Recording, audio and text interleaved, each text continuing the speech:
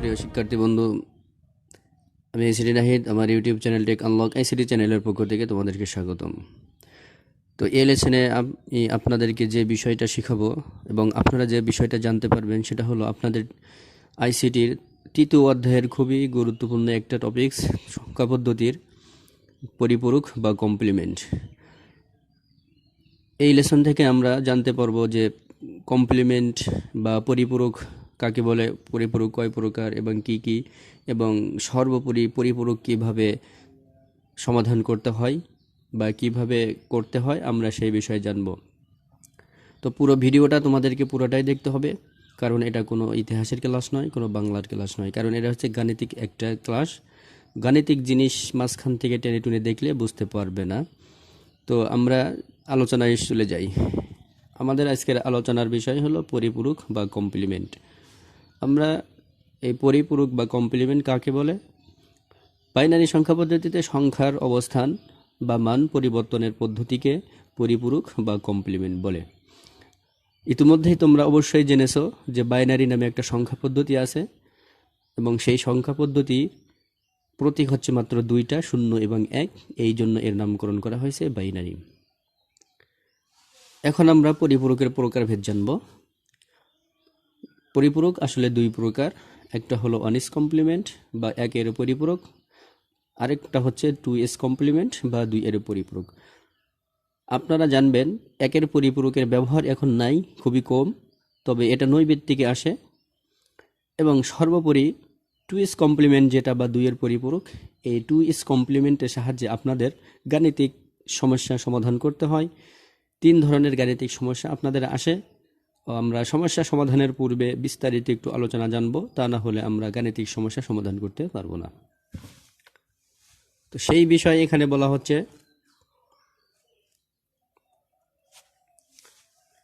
বিশেষ দ্রষ্টব্য পরিপূরক বা কমপ্লিমেন্ট। আপনি যদি কোনো সংখ্যাকে পরিপূরক বা কমপ্লিমেন্ট করতে যান বা এই গাণিতিক সমস্যা সমাধান করতে চান, তাহলে অবশ্যই পূর্বে যে যে টপিকসগুলো আপনাকে জানতে হবে। 1 নম্বর বাইনারি যোগ, অর্থাৎ বাইনারি সংখ্যা পদ্ধতিতে আপনাকে যোগ করা জানতে হবে। 2 নম্বর যে বিট, বাইট এবং নিবল কাকে বলে এটা জানতে হবে। 3 নম্বর যে বিষয়টা আপনাকে জানতে হবে সেটা হলো রেজিস্টার।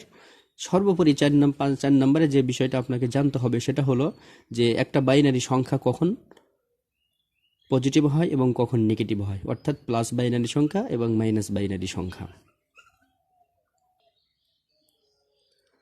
আমাদের কমপ্লিমেন্টের পূর্বে যে বিষয়টা জানার দরকার ছিল তার 1 নম্বর বিষয় ছিল হলো বিট, বাইট কাকে বলে। তো আমরা একটু সংজ্ঞার মাধ্যমে জানি। বাইনারি ডিজিটে, বাইনারি সংখ্যা পদ্ধতিতে যে দুইটা সংখ্যা 0 এবং 1 ব্যবহার করা হয়, এই 0 এবং 1কে প্রত্যেককে একটা বিট বলে, অর্থাৎ 0 একটা বিট, 1 একটা বিট। তো এই বিট 0 এবং 1 এইরকম 8টা বিট, 8টা 0 অথবা 8টা 1 বা এইরকম বিট, 8টা বিট বা 8টি বাইনারি বিটকে যখন আমরা একত্রে সাজাই লিখি তখন তাকে বলা হয় হলো বাইট। কীরকম হবে দেখেন, আমি এখানে উদাহরণ দিছি। যেমন এখানে আমি 8টা 0 লিখেছি, এই 8টা 0 মিল হলো একটা বাইট। এটা কম্পিউটারের মেমোরির একক। দেখবেন আপনারা যখন মেমোরিতে কোনো ছবি বা কোনো ভিডিও বা কোনো অডিও রাখেন, দেখবেন ছবিটার লেন্থ কতটা, 1 MB, 2 MB, 1 KB, 0 KB, 1 GB, 2 GB। তো এই যে মেমোরিতে আমরা যে ডাটা বা যে তথ্যগুলো রাখি, এই তথ্যর লেন্থের তথ্যটা কত বড় হবে তার একক হচ্ছে বাইট। তো একটা বাইটে আমাদের কতটা ডাটা আমরা রাখতে পারি? 8টি ডাটা আমরা রাখতে পারি, 8টি ডিজিট বা 8টি অঙ্ক আমরা রাখতে পারি এইরকম। তো এই বাইটটা 0-এর সমন্বয় হতে পারে, 1-এর সমন্বয় হতে পারে এবং সর্বোপরি 0 এবং 1-এর সমন্বয় একটা বাইট হতে পারে। আশা করি বুঝছেন। এখন আসেন বাইনারি যোগ। বাইনারি যোগ সাধারণ যোগের মতোই, আমরা ছোটবেলায় যে যোগগুলো শিখেছি সেই যোগের মতোই, তবে একটু ভিন্নতা আছে। সেটা শুধুমাত্র আমরা যখন, যেহেতু বাইনারি সংখ্যা দুইটা 0 এবং 1, তো যখন আমাদের পরপর দুইটা ওয়ান, যেমন মনে করেন এরকম ওয়ান, দুইটা ওয়ান আসতে পারে, এরকম তিনটা ওয়ান আসতে পারে, 1 2 3 এরকম 4টা ওয়ান আসতে পারে, তখন এই ক্ষেত্রে একটু ভিন্নতা আছে। তো আমরা সেই ভিন্নতা একটু দেখব।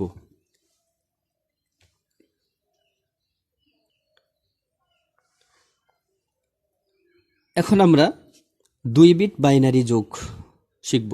2 বিট বলতে দুইটা অঙ্ক। আপনারা জানেন কোন গাণিতিক কাজকর্ম করতে গেলে মিনিমাম দুইটা অঙ্ক লাগে, যেটাকে বাইনারি এর ভাষায় বিট বলে, যা ইতিপূর্বেই আমরা জেনেছি।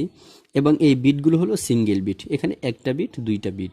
তো এই অঙ্কগুলো দুইটা, এটা একটা অঙ্ক, এটা একটা অঙ্ক, এবং এ সিঙ্গেল অর্থাৎ এরা একক। আমরা একক, দশক, শতক শিখব। আগে এককটা শিখি। দেখেন 0 এবং 0 যদি আমরা সাধারণ নিয়মে যোগ করি তাহলে 0 হয়। সেম একইভাবে বাইনারির ক্ষেত্রেও 0 হবে, এটা মনে রাখবেন, সহজ হবে আপনাদের জন্য। 0 এবং 0-তে যোগ করলে 0 হয়, এটা সব সংখ্যা পদ্ধতিতেই হয়। দেখেন 2 নাম্বার আরেকটা ফরম্যাট আমরা এখানে দিয়ে রেখেছি। 0 এবং 1 এর কম্বিনেশন এখানে ঘটাইছি আমরা। তো 0 এবং 1 এর কম্বিনেশনে কি হয়, সাধারণ নিয়মেই এক হয় এবং বাইনারি নিয়মেও এটাই এক হবে। তৃতীয় যেটা আমরা এখানে 1 এবং 0 এর সমন্বয় করেছি, আগে 1 পরে আমরা 0 দিয়েছি। সাধারণ নিয়মে 0 এবং 1 এখানে যোগ করলে 1 হবে এবং বাইনারি নিয়মে 1 হবে। তো আপনারা দেখলেন যে 0 0 0 1 1 0 আমাদের সাধারণ নিয়মে যে ফলাফলটা আসে, বাইনারি নিয়মেও সেই ফলাফলটা আসছে। তবে আমি যেটা বলেছিলাম, যখন আমাদের দুইটা বিট বা দুইটা অঙ্ক 1 1 হবে, দুইটা 1 হতে পারে, তিনটা 1 হতে পারে, চারটা 1 হতে পারে, তখন আমাদের ফলাফলের একটু ভিন্নতা আসবে। কারণ যেহেতু এরা মাত্র দুইজন, আপনারা জানেন সংখ্যা পদ্ধতির এককের ঘর আছে, দশকের ঘর আছে, শতকের ঘর আছে। সেম একইভাবে বাইনারিতেও এককের ঘর আছে, দশকের ঘর আছে, শতকের ঘর আছে। তো এইখানে এখন এরা একক থেকে দশকে চলে যাবে। দেখেন বাইনারি সংখ্যা পদ্ধতিতে আমরা অবশ্যই, আপনারা আগে সে জেনেছেন যে 1 আর 1 যোগ করলে হয় হলো 10, এবং সাধারণ নিয়মে হয় 2। তো আমরা যদি সংখ্যা পদ্ধতির সমতুল্য একটা চার্ট এখানে করি, যেমন এটা মনে করেন বাইনারি, এটা ডেসিমেল, এটা অক্টাল, এটা হলো হেক্সাডেসিমেল। প্রত্যেকটা সংখ্যা পদ্ধতির এককের ঘর আছে, যেমন 1 1, এটা হলো বাইনারির এককের ঘর মাত্র দুইটা।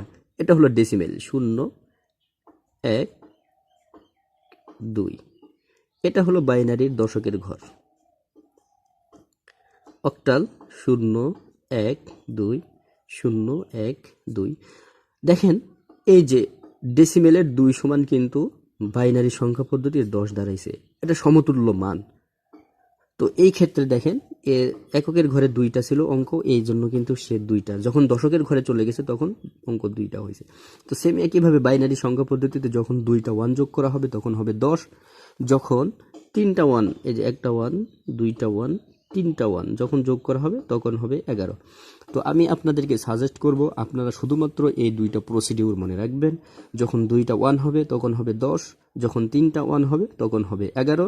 তো আমরা জানি যোগ বিয়োগ গুণ করার সময় আমাদের 2টা অংশ থাকে, একটা হচ্ছে হাতের ফল কাঙ্ক্ষিত নাম্বার, আর একটা অবশিষ্ট মান থাকে, যেটা আমাদের বাম পাশের অঙ্কের সাথে আমরা যোগ করি। তো এখন আমরা এখানে সিঙ্গেল বিট দিয়ে যোগ করেছিলাম, এখন আমরা একাধিক বিটের সাহায্যে আমরা একটু বাইনারি সংখ্যার যোগ দেখব। পদ্ধতি 2 বিট বাইনারির একাধিক সংখ্যা। এখানে আমি একটা অঙ্ক দিয়ে রাখছি ক নাম্বারে। দেখেন এখানে কিন্তু আমাদের অঙ্ক 2টা, কিন্তু এরা কিন্তু এখন সিঙ্গেল নাই। এই অঙ্কের ভিতরে 5টা অঙ্ক আছে, 5টা ডিজিট আছে, 5টা বিট আছে। তো 5 বিটের 2টা সংখ্যা আমরা এখানে যোগ করব। এটা একটা সংখ্যা, এটা একটা সংখ্যা। দেখেন আমরা উপরে যে যোগ করেছিলাম 0 এবং 1, সেম একইভাবে এই 0 আর 1 এখানে মিলে 1 হবে, 1 এবং 0 মিলে 1 হবে। এই যে দেখেন 1 এবং 1 মিলে আমাদের এখানে হবে হলো 10, আমাদের হাতে আছে 1, সেই 1 এই 1 এর সাথে যোগ হবে পরবর্তী অঙ্কের সাথে। তাহলে আমরা অবশ্যই তো পূর্বে জেনেছি 1 এবং 0 যোগ করলে হবে 1, আবার এই 0 সাথে সেই 1 যোগ করলে হবে 1। আমাদের হাতে কিছু নাই, পরবর্তী অঙ্ক আমরা দেখতেছি 0 এবং 1, সেই 1 আমাদের এখানে বসে গেছে, এটাই হলো অ্যান্সার। অনেক সহজ। 2 নাম্বার উদাহরণটা দেখেন। আমরা এখানে সর্বপ্রথম 1 আর 1 এর কম্বিনেশন ঘটাইছি। তো 1 আর 1 মিলে হয় 10, 10-এর 0 হাতের 1, এই 1টা আমাদের এখানে বসে 2 শূন্যর সাথে যোগ হয়ে 1 হয়ে গেছে। তো আবার দেখতেছি এখানে 2টা 1, 10, 10-এর 0 হাতের 1, সেই 1 এখানে আসছে। তো এখানে 2টা 1, তো আমরা জানেন এখানে এই 1-এর সাথে এই 0 যোগ করলে 1 হবে, সেই 1-এর সাথে 1 যোগ করলে মানে মোটমাট দেখতেছি আমরা এখানে 2টা 1-এর 10-এর 0 হাতের 1। দেখেন আবার সেই 1টা এখানে আসছে, এখন এখানে 3টা 1 হয়ে গেছে। সেই 3টা 1-এর আমি বলেছিলাম 3টা 1 হলে হবে হলো 11, সেই 11-এর 1 হাতের 1টা বসছে এই, সেই 1-এর সাথে অঙ্কের 2 1-এর সাথে যোগ হয়ে আমাদের এই পুরো 11টা এখানে বসছে, কারণ আমাদের বাম পাশে আর কোনো সংখ্যা নাই। তো এটাই হলো আমাদের অ্যান্সার। জাস্ট এই হলো বাইনারি যোগ, অনেক সহজ।